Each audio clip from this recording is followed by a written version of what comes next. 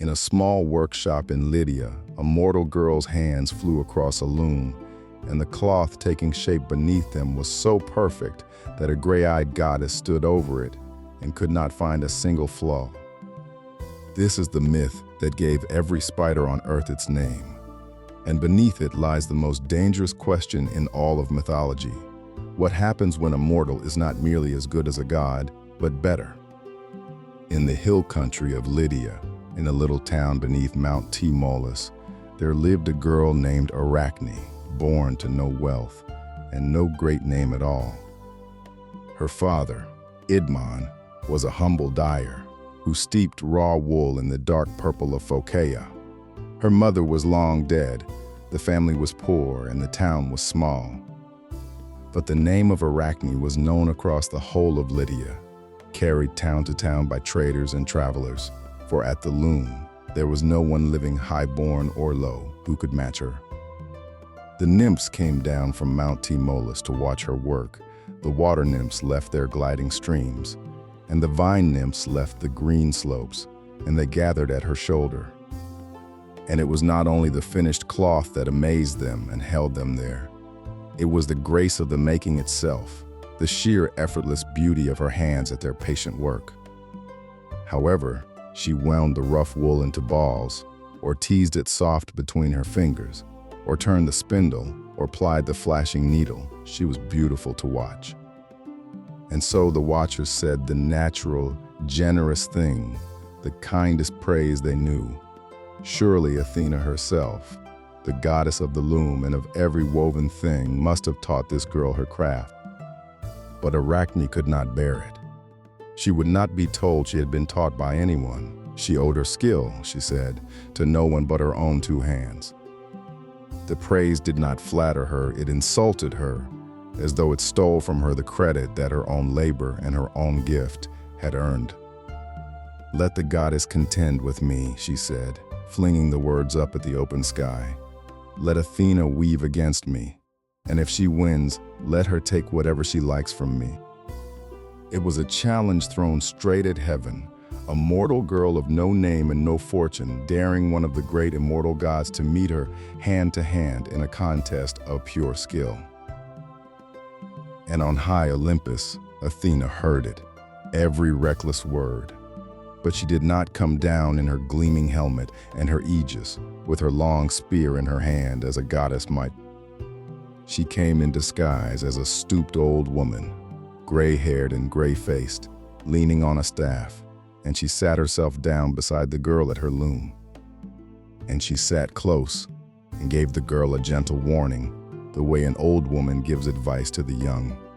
"Not everything that the long years bring with them is to be scorned," she said. "Take an old woman's counsel, child, for I have seen many years. Seek all the fame you like among mortals for your weaving. Be the first of all women if you can, but yield to the goddess. Beg the goddess pardon for your reckless words, and she will grant it. She will forgive you. She will, if only you will humble yourself and ask." But Arachne dropped the thread from her fingers, and it was all she could do not to strike the old woman. Anger blazed openly in her face. "You come here in your dotage," she said, "with your wits gone soft, and you have lived too long. Go and give this advice to your own daughters, if you have any. I know my own mind. Your words do not move me in the least. Why does the goddess not come herself? Why does she shrink from the contest?" And the old woman straightened, and the gray years fell from her like a dropped cloak. "She has come," she said, and there she stood revealed, Athena. The nymphs bowed down before her. The Lydian women bowed low in worship and in fear. Only Arachne, of all who stood in that room, would not bow her head. A blush leapt to her cheek against her will, and faded again, the way the sky flushes red at the first stroke of dawn and pales as the sun climbs higher. But she held to her rash purpose and would not bend even now. And in her hunger for a worthless prize, blind to the ruin ahead, she rushed on to her own doom. The goddess did not warn her a second time, and did not delay the contest a moment longer. At once the two of them took their places at opposite looms and made ready. They strung the fine warp. The web was made fast to the beam. The reed divided the threads, and the shuttles began to fly, driven by quick and certain fingers. Both wove in colors beyond counting. 1,000 shades so finely blended the eye could find no seam where one hue passed into the next, and both wove threads of pure gold, and with them what Arachne dared to weave would cost her everything. Athena wove her own glory. She wove the high rock of Athens and her ancient contest with the god of the sea for the naming of the city. Into the cloth she wove the 12 great gods of Olympus, enthroned in all their majesty, with Zeus the king in the very midst of them, each one grand and solemn and unmistakable. She wove the sea god striking the rock with his trident, and a spring of salt water leaping from the stone. And she wove herself striking the earth with her spear, so the first gray olive tree rose, and the gods gave her the city. Then, into the 4 corners, she wove 4 small and pointed seams, mortals who had once dared to set themselves against the gods, and what had become of them. One pair of proud mortals she turned to cold mountains, one boastful queen to a long-necked crane, another to a stork, a whole family to the stone steps of a temple. And around the whole of it, she wove a border of olive leaves, the tree of peace, a last silent word to her rival: yield now and be forgiven. But across the room, Arachne wove something else entirely, a daring beyond anything the watching nymphs had feared, not the gods in their glory, but the gods in their crimes. She wove Europa, the girl carried off across the wide sea on the back of a gentle white bull, which was Zeus in disguise, her hands reaching back in terror toward the shore that shrank behind her. She wove Lydia beneath the beating wings of the swan and Danae, and the strange shower of gold that fell into her locked and guarded room where no man could reach her. She wove every shape the king of the gods had ever worn to trick and take a mortal woman: the eagle, the ram, the serpent, the fire. And then the deceptions of the sea god, and of bright Apollo, and of Dionysus, who cheated a girl with a cluster of false grapes. God after god, disguise after disguise, lie after lie. And each figure was so alive that the bull seemed truly to breast the very waves, and the frightened girls seemed almost to cry aloud and struggle from within the woven cloth. It was a tapestry that told the one truth no mortal was ever permitted to tell: that the gods used their power to take what they wanted and wore false faces to do it. And she bordered the whole of it with woven flowers and clinging ivy, delicate as living things, and her work, from edge to edge, was without a single fault. And Athena turned away from her own loom and looked upon it. She looked long and hard on the beautiful and damning cloth of the god's own shame.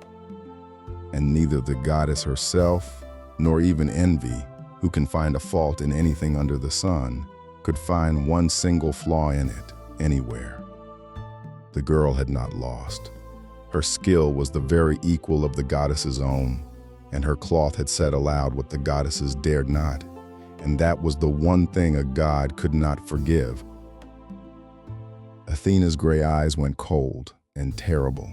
She was enraged at the mortal's perfection and at the story she had dared to weave into it.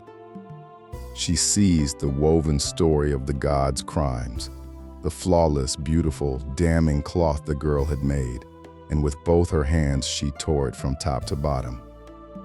Then she took up her hard shuttle of boxwood and struck the girl across the brow once, and again, and a third time, and a fourth.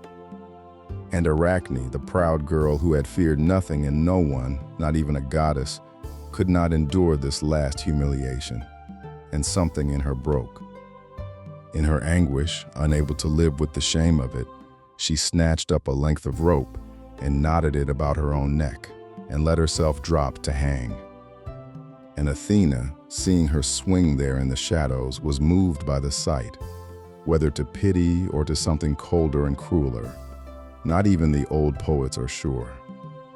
She reached out and lifted the hanging girl, loosening the rope at her throat, and said, "Live on then.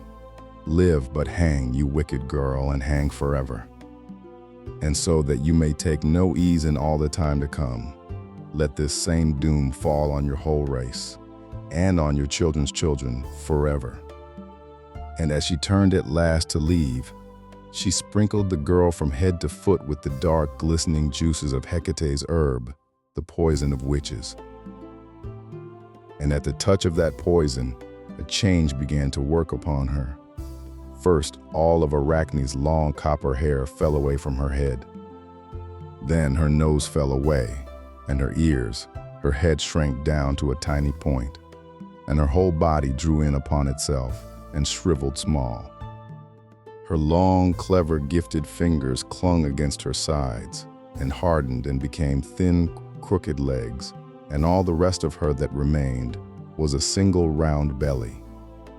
And from that round belly, even now, she draws out a fine and endless thread, and she works, as she always worked and always loved to work at her weaving, without rest.